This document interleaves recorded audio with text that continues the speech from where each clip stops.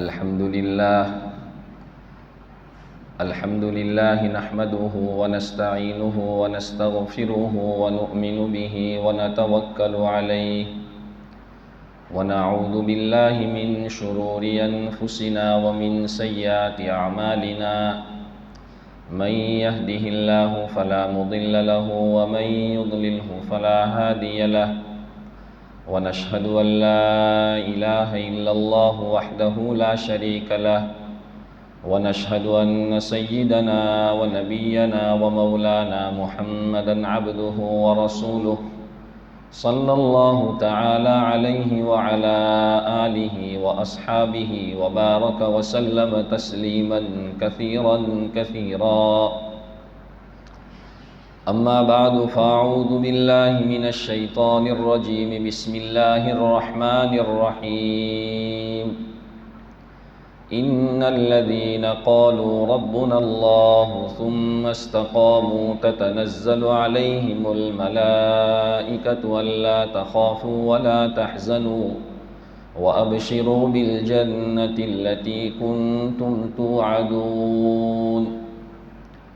وقال الله سبحانه وتعالى: وإذا سألك عبادي عني فإني قريب أجيب دعوة الداع إذا دعان فليستجيبوا لي وليؤمنوا بي لعلهم يرشدون. صدق الله مولانا العلي العظيم وصدق رسوله النبي الكريم ونحن على ذلك لمن الشاهدين والشاكرين والحمد لله رب العالمين. درود شریف پڑھیے. اللهم صل على محمد وعلى آل محمد كما صليت على إبراهيم وعلى آل إبراهيم إنك حميد مجيد. اللهم بارك على محمد وعلى آل محمد كما باركت على إبراهيم وعلى آل إبراهيم إنك حميد مجيد. محترم عزیز و دوست و بزرگو، رمضان المبارک کے بالکل آخری ایام ہے. ایک ٹائم اس سے پہلے تھوڑے زمانے پہلے ایسا تھا کہ رمضان کی تیاری کے تذکرے ہو رہے تھے اور اب رمضان کی وداعی کا مذاکرہ ہو رہا ہے کہ رمضان چلا جا رہا ہے. ایک ماحول قائم ہوا، مسجدوں کی طرف لوگوں نے رخ کیا. روزے جیسی عبادت سخت گرمی کے زمانے میں بڑی مشقت کے ساتھ مسلمانوں نے انجام دی، اور دن بھر کی تھکاوٹ کے باوجود مسلمانوں کا ایک بہت بڑا طبقہ رات کو تراویح کی سنت کو ادا کیا. ایک زمانہ ایسا تھا رمضان سے پہلے کہ ایک ایک نماز پڑھنے کی گویا بوجھ محسوس ہوتا تھا، لیکن اللہ کی توفیق ایسی شامل ہوئی کہ تراویح کی 20 رکعت بہت زیادہ مشقت کے ساتھ پڑھنے کی اللہ پاک نے ہمت نصیب فرمائی. الحمدللہ ہمارے بہت سارے نوجوان، ہمارے بہت سارے عمر رسیدہ احباب کہ جن کی ایک آیت بھی تقریباً فوت نہیں ہوئی. ہم نے جائزہ لیا، اندازہ لگایا تو ہمارا ایک بہت بڑا طبقہ، ہماری مسجد کے اعتبار سے بات کرتے ہیں کہ ایک بہت بڑا طبقہ ایسا ہے کہ جن کی تراویح کی ایک آیت فوت نہیں ہوئی. اب یہ اللہ کی طرف سے اتنی بڑی توفیق ملی میرے بھائیوں، ذرا تنہائی میں اس بات کے بارے میں سوچنا چاہیے، غور کرنا چاہیے کہ میرے رب کی طرف سے مجھے مہینہ ملا اور مہینے میں بھی عبادت کرنے کی توفیق اللہ نے دی، تو اس سے اللہ چاہتا کیا ہے؟ اللہ کیا چاہتا ہے؟ یہ ایک پوچھنے کی چیز ہے، اپنے نفس سے پوچھنے کی چیز ہے. تو اس کا جواب آسانی کے ساتھ یہی ملے گا ہمیں کہ اللہ مہینے کے ذریعے اور ان عبادتوں کے ذریعے تجھے کامیاب کرنا چاہتا ہے. بس ایک آسان اس کا جواب یہ ہے. محترم دوستو بزرگوں، رمضان المبارک کا مہینہ اللہ کی طرف سے جو ملا وہ اصل میں اس لیے ملا تاکہ ہمیں اپنی زندگی کے اندر ایک صحیح راستہ مل جائے، ورنہ اگر رمضان المبارک کے بعد اس مہینے کے گزر جانے کے بعد اگر زندگی کے اندر کسی بھی قسم کا فرق محسوس نہیں ہو رہا ہے تو سمجھو ہمیں رمضان سے کچھ بھی حاصل نہیں ہوا۔ سیدھی سیدھی بات ہے۔ عمل کی قبولیت کی ایک بڑی علامت یہ ہے کہ دوبارہ اللہ کی طرف سے اس عمل کی توفیق ملے۔ توفیق بہت بڑی چیز ہے۔ کہتے ہیں نا کہ جب بندہ اللہ سے دعا کرتا ہے، بندہ اللہ سے دعا کرتا ہے کہ اللہ مجھے معاف فرما دے، دل سے اللہ سے معافی مانگتا ہے کہ اللہ مجھے معاف فرما دے، تو اللہ کیا فرماتے ہیں؟ اللہ فرماتے ہیں کہ میرے بندے، میرا ارادہ تھا کہ میں تجھے معاف کر دوں، اس لیے میں نے تجھے معافی مانگنے کی توفیق دی، ورنہ میں توفیق نہ دیتا۔ توفیق بہت بڑی چیز ہے۔ کہتے ہیں ایک مرتبہ ایک آقا اور اس کا غلام جا رہے تھے، راستے میں مسجد پڑی، تو غلام نیک آدمی تھا، اپنے آقا سے اجازت مانگنے لگا کہ آقا مجھے اجازت دیجئے تاکہ میں مسجد میں جا کر 2 رکعت نماز پڑھ لوں، یہ مسجد کا حق ہے۔ بیچ میں ایک بات سنو، مسجد کا یہ حق ہے کہ اس میں عبادت کی جائے۔ جہاں کہیں ہمارا جانا ہو، بازار میں مسجد پڑ جائے، کسی جگہ گئے مسجد پڑ جائے، وقت ہو تو پہلے مسجد میں جا کر 2 رکعت نماز پڑھو، مسجد کا حق ادا کرو۔ تو اس نے مسجد میں جا کر نماز پڑھی، اللہ سے دعا کرنے لگا، دیر ہو گئی تو وہ آقا باہر بیٹھا بیٹھا اس سے کہہ رہا ہے کہ کس چیز نے تجھے باہر آنے سے روکا ہے؟ وہ باہر مسجد کے باہر بیٹھا بیٹھا یہ کہہ رہا ہے کہ تجھے کس چیز نے باہر آنے سے روکا ہے؟ تو غلام نے بہت پیارا جواب دیا۔ اس نے اندر سے یہ جواب دیا، میرے آقا جس چیز نے تمہیں اندر آنے سے روکا ہے اسی چیز نے مجھے باہر آنے سے روکا ہے۔ تو آقا سوچنے لگا یہاں تو کوئی ہے نہیں، کوئی نہ انسان ہے نہ اور کوئی چیز ہے، اور یہ کہہ رہا ہے کہ جس چیز نے تجھے اندر آنے سے روکا ہے اس نے مجھے باہر آنے سے روکا ہے۔ پوچھا آیا وہ کون سی چیز ہے؟ تو وہ غلام کہہ رہا ہے کہ میرے آقا وہ اللہ کی توفیق ہے کہ تمہیں نہیں ملی مجھے ملی۔ بہت بڑی چیز ہے دوستو، اس لیے تو کہتے ہیں کہ اللہ سے عمل کی توفیق مانگی جائے کہ اللہ مجھے نماز اس طرح پڑھنے کی توفیق دے، مجھے روزہ اس طرح رکھنے کی توفیق دے۔ توفیق بہت بڑی چیز ہے۔ حدیث میں دعا سکھائی، اللہم وفقنا لما تحب وترضى، اے اللہ مجھے ایسے اعمال کی توفیق دے جس سے تو راضی ہو جاتا ہے۔ اس لیے میرے بھائیوں میں یہ عرض کر رہا تھا کہ رمضان المبارک کے مہینے میں اللہ کی طرف سے ہمیں ان ساری چیزوں کی توفیق ملی۔ ذرا سوچے تو صحیح، اللہ نے مجھے توفیق دی، ورنہ بہت بڑا مجمع ایسا بھی آپ کو ملے گا کہ جو اس توفیق سے محروم رہا، جنہیں یہ توفیق نہیں ملی، حالانکہ تندرست تھا، فارغ تھا، سب کچھ کر سکتا تھا، لیکن توفیق سے محروم رہا، اور اللہ نے مجھے اور آپ کو توفیق دی۔ اب اس کی قدر کیا کرنی ہے کہ اس رب ذوالجلال نے جب ہمیں توفیق دی تو اس کی قدردانی اور اس کا شکریہ یہی ہے کہ ہم رمضان المبارک کے بعد بھی ایک ارادہ کریں کہ نہیں، میری زندگی میں اب مجھے بدلاؤ لانا ہے، اور اس بدلاؤ کو اپنے اندر میں محسوس بھی کریں ہم۔ اس لیے کہ میرے بھائیوں جو زندگی مسجد کے ساتھ اٹکی ہوئی ہے گویا وہ جنت کے ساتھ لگی ہوئی ہے، اور جو زندگی بازاروں کے ساتھ بازاری ماحول سے لگی ہوئی ہے وہ شیطانی ماحول ہوتا ہے۔ کہ مسجد جو ہے نا وہ فرشتوں کے رہنے کی جگہ، کہ جن کی صفت کیا ہے؟ فرشتوں کی صفت کیا ہے؟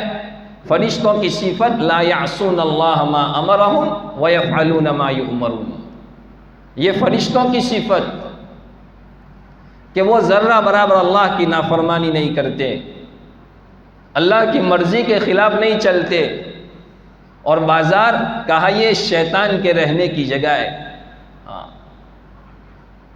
کہ جہاں پر کہ شیطان کی صفت کیا ہے کہ وہ اللہ کے بندوں کو بھلائی کے راستے سے روکتا ہے،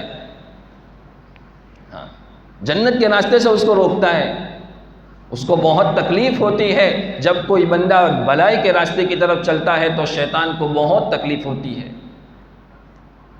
اس لیے میرے بھائیوں، ہم ارادہ کریں کہ مجھے اپنی زندگی کے اندر بدلاؤ لانا ہے۔ روزے سے مجھے کیا ملا، نمازوں سے مجھے کیا ملا، تراویح سے مجھے کیا ملا؟ کیا یہ اعمال صرف رمضان کے لیے محدود تھے؟ نہیں میرے عزیز دوستو بزرگوں، نہیں۔ اس رب ذوالجلال نے جب ہمیں اتنی بڑی توفیق دی تو اس کا شکریہ اور اس کی قدردانی یہی ہے کہ آنے والی زندگی کے اندر ہم اپنی زندگی میں بدلاؤ لائیں۔ کوئی چیز ساتھ نہیں آئے گی، یاد رکھو، یہ اس وقت دنیا کا ماحول اور ہماری جو ظاہری زندگی ہے سنتوں کے خلاف اور اپنی منچاہی جو ہم زندگی گزار رہے ہیں، میرے بھائیوں یقین مانو، خدائے پاک کی قسم کھا کر میں کہتا ہوں، اللہ کے گھر میں دھوکہ ہی دھوکہ ہے، بربادی ہی بربادی ہے۔ ایک انسان یہ سمجھے کہ اللہ کی مرضی کے خلاف چلوں اور مجھے کامیابی ملے، یہ اس سے بڑا دھوکہ اور کوئی نہیں ہو سکتا۔ صحابہ کی زندگی کے اندر یہ چیز ایسی گھر کر چکی تھی، ایسی گھر کر چکی تھی کہ وہ کسی بھی حال میں، کسی بھی پوزیشن کے اندر اور کسی بھی ماحول میں اپنا جو رویہ تھا وہ اس کو بدلنے کے لیے تیار نہیں ہوتے تھے۔ اپنی جو چال تھی، اپنا جو راستہ تھا، وہ اس کو کسی بھی حال میں بدلنے کے لیے تیار نہیں، اس کو چھوڑنے کے لیے ان کا اندر کا ضمیر ہی اتنا مضبوط ہو چکا تھا کہ نہیں، اس کو نہیں چھوڑیں گے، اس کو نہیں چھوڑیں گے، اس کو نہیں کریں گے۔ میں آپ کو ایک واقعہ سناؤں۔ سیدنا عثمان بن عفان رضی اللہ تعالیٰ عنہ جو تیسرے نمبر کے خلیفہ ہیں، بڑے جلیل القدر صحابی ہیں، بہت فرمایا کہ بہت اچھی صفات کے مالک تھے وہ صحابی۔ صلح حدیبیہ کا موقع تھا، مسلمانوں اور کافروں کے درمیان مشاورت ہو رہی تھی، صلح ہو رہی تھی، تو مسلمانوں نے اپنا قاصد بنا کر ان کو مکہ بھیجا۔ حدیبیہ مکہ اور مدینہ کے درمیان میں ایک جگہ ہے جہاں مسلمان عمرے کے لیے، لمبا واقعہ ہے مختصر کہہ دوں کہ یہ لوگ عمرہ کرنے کے لیے مدینے سے چلے تھے، کسی وجہ سے ان کو حدیبیہ میں قیام کرنا پڑا، مشرکین کی طرف سے کچھ حالات آئے، تو مسلمانوں نے عثمان غنی رضی اللہ عنہ کو اپنا قاصد بنا کر مکہ بھیجا۔ یہ وہاں پہنچے، چونکہ وہ بھی تو مہاجر صحابی ہے، اصل تو ان کا وطن مکہ تھا، ہجرت کر کے مدینہ گئے تھے، اس لیے وہاں ان کے رشتہ دار ملے، ان کے جان پہچاننے والے ملے، عثمان آئے، ان کا استقبال کیا، کافی زمانے کے بعد آپ آئے ہو، بہت ساری باتیں۔ پہلی تو ان سے یہ درخواست کی کہ آپ سے گزارش ہے کہ آپ آئے ہی ہیں مکہ میں، جب آئے ہی ہیں تو طواف کر لیجئے کعبۃ اللہ کا۔ عثمان غنی رضی اللہ عنہ نے فرمایا کہ نہیں، جب تک میرے نبی صلی اللہ علیہ وسلم طواف نہیں کرتے عثمان غنی یہ جرأت کبھی نہیں کر سکتا، اگرچہ کعبۃ اللہ سامنے ہے لیکن نہیں۔ دوسری بات یہ ہوئی کہ اب ہمیں سرداروں کے پاس جانا ہے، بیٹھ کر بات کرنا ہے، مکہ کے بڑے بڑے سردار، بڑے بڑے لوگ، سارے لوگ وہاں پر بیٹھیں گے، بات چیت کرنا ہے، ٹھیک ہے ہم چلیں گے۔ جب چلے تو کسی نے دیکھا کہ ان کی جو لنگی تھی، تہبند تھی، سنت طریقہ یہ ہے نبی صلی اللہ علیہ وسلم کا کہ اپنی ازار پائجامہ جو بھی پہنو اس کو ٹخنوں سے اوپر پہنو، ہاں یہ سنت ہے۔ اور اگر کوئی آدمی مسجد میں چرا دے گا، مسجد سے باہر اتار دے گا تو وہ گنہگار ٹھہرے گا، اس کو معمولی گناہ مت سمجھو، بڑا گناہ ہے، بخاری کی روایت ہے۔ حضور اکرم صلی اللہ علیہ وسلم نے فرمایا ثلاث لا یکلمہم اللہ یوم القیامہ ولا یزکیہم ولہم عذاب علیم، کہ 3 قسم کے لوگ ایسے ہیں کہ قیامت میں اللہ ان سے بات نہیں کرے گا، ان کے گناہوں کو معاف نہیں کرے گا اور ان کو دکھ دینے والا عذاب دیا جائے گا۔ پوچھا کون؟ تو 3 قسم کے لوگ بتائے۔ المنان بعد الاحسان، کہ احسان کرنے کے بعد احسان کو جتانے والا۔ بھول گئے؟ جیسے کہتے ہیں نا،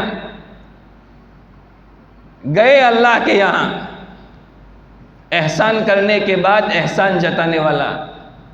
دوسرا عاق الوالدین، اپنے والدین کا نافرمان۔ اور تیسرا المسبل تحت ازارہا، کہ جو اپنی ازار کو ٹخنوں سے نیچے لٹکائے۔ دیکھو دوستو بزرگوں، ان فہرست کے اندر اس انسان کو شامل کیا جا رہا ہے۔ معمولی چیز نہیں ہے یہ، بلکہ شب قدر اور شب برات جیسی راتوں میں ٹخنوں سے نیچے جو آدمی متکبرانہ انداز میں اپنی ازار کو لٹکاتا ہے، اللہ اس کی دعا بھی قبول نہیں فرماتا۔ حدیث میں ہے یہ بات۔ اس لیے ہمیں اپنے اندر یہ مزاج پیدا کرنا چاہیے۔ بہرحال تو حضرت عثمان رضی اللہ عنہ کو جب دیکھا کہ ان کی ازار ٹخنوں سے کافی اوپر ہے، کہا حضرت یہ نیچے کر لیجئے۔ کہا کیوں؟ آپ سرداروں کے پاس بیٹھنے جائیں گے، بڑے بڑے لوگ وہاں پر ہوں گے، اور یہ کیسا لگ رہا ہے آپ کی تہبند جو آپ نے اتنی اونچی چڑھائی ہے، کیسا لگ رہا ہے، بڑے سرداروں کے پاس بیٹھنا ہے۔ حضرت عثمان رضی اللہ عنہ نے فرمایا کہ یہ میرے آقا صلی اللہ علیہ وسلم کی سنت ہے، اس کو تو میں کسی حال میں نہیں چھوڑ سکتا ہوں۔ بات کرنی ہے تو کرو، ورنہ مجھے کہہ دو میں یہاں سے چلا جاؤں۔ اگر آپ یہ چاہتے ہو کہ ان لوگوں کے اکرام کے لیے میں میرے نبی کی سنت چھوڑ دوں، یہ کسی بھی قیمت پر نہیں ہو سکتا ہے۔ اس لیے میرے عزیز دوستو، دین پر عمل کرنے کا یہ جذبہ ہمارے اندر میں پیدا ہونا چاہیے۔ ہم معمولی فرمایا کہ دین کو رواجی بنایا۔ اس لیے اکثر کیا ہوتا ہے کہ رمضان المبارک کا مہینہ گزر جانے کے تھوڑے عرصے بعد، بلکہ میں آپ کو ذرا بات کروی ہے، مجھے معاف کرنا، معذرت کے ساتھ عرض کرتا ہوں، عید کی نماز پڑھنے کے بعد ظہر میں ہی پتہ چل جاتا ہے۔ اور امت بے دینی کے ایسے جال میں پھنسی ہے اور غفلت کا ایسا ماحول دوستو جس کا اندازہ نہیں کیا جا سکتا، جس کے بارے میں کہوں تصور نہیں کیا جا سکتا۔ اللہ تبارک و تعالیٰ کی طرف سے اتنی بھلی توفیقیں ملی، اتنی زیادہ اللہ کی طرف سے ہمت ملی، اس کی شکر گزاری کیا یہ ہے؟ اس لیے پہلا نمبر کا کام یہ کریں، یہاں سے ارادہ کریں۔ جیسے کل میں گزشتہ رات کو دعا کے وقت بھی آپ کے سامنے بات آئی تھی کہ نہیں، ہم انشاءاللہ پہلا کام تو یہ کریں گے کہ چھوٹی ہوئی نمازوں کی قضا کرنے کا ارادہ کرتے ہیں، اور انشاءاللہ آپ کے بعد ایک بھی نماز نہیں چھوڑیں گے۔ آپ ارادہ تو کریں، پھر دیکھنا اللہ کیسا توفیق دیتا ہے۔ بندہ جب ارادہ کرتا ہے نا تو اللہ کی طرف سے توفیق ملتی ہے۔ ہاں کہ نہیں میرے بندے نے ارادہ کیا تو اب میں توفیق دوں گا۔ محترم دوستو بزرگوں، اس کے ساتھ ساتھ بہت ساری چیزیں ہماری زندگی کے اندر ایسی ہیں، بہت سے اعمال ایسے ہیں کہ جن اعمال کے ہم ایسے خوگر ہو چکے ہیں کہ جن کی وجہ سے ہماری عبادتوں کا بڑا نقصان ہو جاتا ہے، عبادتوں کا نقصان ہو جاتا ہے۔ خصوصاً حقوق کے بارے میں ہم ذرا پرواہ نہیں کرتے۔ اپنے معاملات لوگوں سے صاف رکھیں۔ ہمارے پروفیسر نادر علی خان صاحب رحمۃ اللہ علیہ، ابھی چند دن پہلے ان کا انتقال ہو گیا۔ بہت پیاری باتیں دوستو بزرگوں، وہ بہت بڑے تھے، ان کو خلافت بھی ملی تھی اور علماء کرام ان کے بیان کے اندر شرکت کرتے تھے۔ یوٹیوب کے اوپر ان کے بیانات ہیں، ان کے وہ تھوڑے جلدی بولتے ہیں، عجلت کے ساتھ بولتے ہیں، لیکن دھیان سے سنیں گے تو ان کی بہت فرمایا کہ جامع باتیں سننے میں آئے گی۔ تو انہوں نے بات تھوڑی اپنے مضمون سے ہٹ کر ہے، لیکن بہت قیمتی بات ہے اس لیے میں سنا دیتا ہوں۔ انہوں نے بتایا تھا کہ اللہ تبارک و تعالیٰ نے قرآن میں فرمایا اسراف سے اپنے آپ کو بچاؤ۔ اسراف سمجھتے ہو؟ فضول خرچی کرنے سے، کہ یہ ایسی چیز ہے، کیسی چیز ہے کہ جب فضول خرچی کرنے کا آدمی کا مزاج بنتا ہے، یعنی غیر ضروری جگہ اپنا مال استعمال کرنا، ضرورت سے زیادہ اپنے مال کا استعمال کرنا، ضرورت کی چیزیں موجود ہیں اس کے باوجود بھی استعمال کر رہا ہے، اس کو جتنی ضرورت ہے اس سے زیادہ استعمال کر رہا ہے اور عادت بنا رہا ہے اپنی فضول خرچی میں مبتلا۔ تو اس کی شروعات ہوئی فضول خرچی سے، وہ کر رہا ہے یہاں تک کہ اس کی آمدنی سے زیادہ اب اس کا خرچہ ہو گیا۔ تو وہ کیا کرے گا کہ قرض مانگے گا، قرض کے ذریعے اپنا کام پورا کرنے کی کوشش کرے گا، لیکن اس کی جو فضول خرچی کرنے کی عادت ہے وہ نہیں چھوٹ رہی، تو وہ قرض کو قرض سے ادا کرنے کی کوشش کرے گا، قرض کو قرض سے ادا کرنے کی کوشش کرے گا، یہاں تک کہ اتنا زیادہ مقروض ہو جائے گا کہ اب دل کے اندر ارادہ کرے گا کہ فلاں آدمی میری مدد کر دے۔ لوگوں سے یعنی اللہ کو چھوڑ کر اب مخلوق سے آس لگائے بیٹھے گا، امید لگائے بیٹھے گا، اور یہ کیسی چیز ہے کہ اس کو سوال کرنے پر مجبور کر دے گی۔ اور سوال دوستو بزرگوں جائز نہیں ہے۔ ہاں، حضرت نے تو یہاں تک فرمایا کہ چند آدمی بیٹھے ہیں اور بیٹھے بیٹھے کہ یہ بولا کہ بھائی کبھی چائے پلانے کی تو کبھی کبھی چائے تو پلایا کرو، جیسے کہتے ہیں نا، بیٹھے تو آپس میں بیٹھے ہیں تو کہ کبھی کبھی تو چائے پلاؤ۔ فرمایا کہ یہ بھی سوال میں داخل ہے، یہ بھی سوال میں داخل ہے کہ آپ اس سے سوال کر رہے ہیں، جائز نہیں ہے سوال کرنا۔ اب بہت شدید ضرورت ہے کہ اس کے بھی فرمایا کہ آداب بتائے، طریقہ بتایا، بہرحال پھر فرمایا کہ سوال کرتا پھرے گا، یہاں تک کہ لوگ اس کو ایک مرتبہ ایسا آئے گا کہ وہ مشہور ہو جائے گا، مانگتا پھرتا ہے، تو پھر اس کو دھتکار دیا جائے گا، یہاں تک کہ وہ چوری کرنے کی کوشش کرے گا۔ اور ہم نے میرے بھائیوں اپنے معاشرے کے اندر ایسے واقعات سنے کہ ایک بیٹا اپنے گھر میں سے اپنی ماں کے زیور کی چوری کر رہا ہے، ایسے واقعات سنے، بیٹا ماں کے زیور کی چوری کر رہا ہے، ماں کو پتہ چلا کہ میرے بیٹے نے چوری کی، تو میرے دوست بزرگوں ماں تو ماں ہوتی ہے، وہ کیسے لوگوں کو بتائے پھرے، لیکن وہ روتی پھرتی ہے کہ میرے بیٹے نے چوری کی اور میرے گھر میں سے چوری کی۔ یہاں تک کہ دوستو بزرگوں چوری کی عادت ایسی ہوتی ہے کہ جب آدمی چوری کرنے والا بن جاتا ہے تو پھر وہ کسی کی جان تک کی پرواہ نہیں کرتا، یہاں تک کہ اپنے بھائی کے اوپر بھی ہاتھ اٹھانے کو تیار ہو جاتا ہے۔ تو حضرت نے بتایا کہ اسراف کتنی بری چیز ہے، فضول خرچی، کہ شروعات ہوتی ہے کہاں سے اور اس کا اینڈ کہاں ہوتا ہے کہ وہ کسی کی جان کا دشمن بن جاتا ہے۔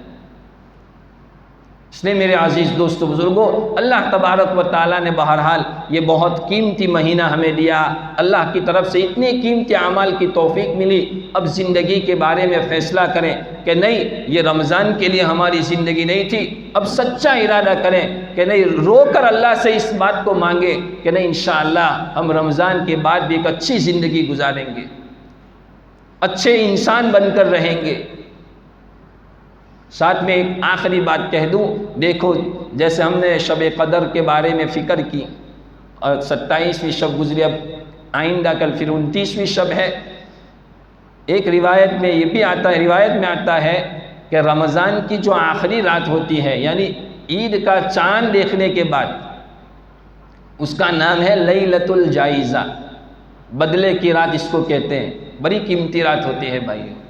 تو اس رات کو بھی ہم جاگنے کا اہتمام کریں، اپنی طاقت کے مطابق جاگیں، اللہ سے مانگیں۔ الحمدللہ ہمارے بہت سارے نوجوان ہم نے دیکھا کہ طاق راتوں کے اندر انہوں نے بہت اہتمام کیا، اللہ پاک قبول فرمائے۔ بس اصل تو دوستو بزرگوں قبولیت ہے۔ اور اس سے ایک سبق یہ بھی سیکھے کہ آج تک تو میں رات کا ایک بڑا حصہ جاگا، کم سے کم درجے میں انشاءاللہ 2-4 رکعت تہجد تو پڑھوں گا، انشاءاللہ یہ ارادہ کریں، روزانہ پڑھوں گا۔ تہجد کا ارادہ کریں گے نا تو اس کا نفع کیا ہوگا معلوم؟ اس کا نفع یہ ہوگا کہ آپ کی فجر کبھی نہیں چھوٹے گی، آپ کی فجر کبھی نہیں چھوٹے گی۔